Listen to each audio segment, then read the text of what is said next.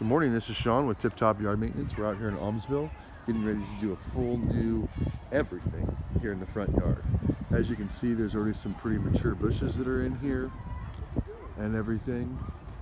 And what we're going to do is we're going to tear out a bunch of shrubs. We're going to redo everything that you see here, okay? This yard's getting totally transformed. All of this as well. Over here, same thing with the gravel. We're going to redo all of this. Going back here, as you can tell, coming back here to the backyard. Let's take a look here. Again, everything you see here will be gone. Everything will be completely, totally different. All the way around, you'll see here.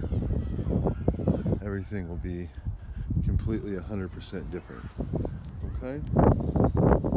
All of this going all the way around here.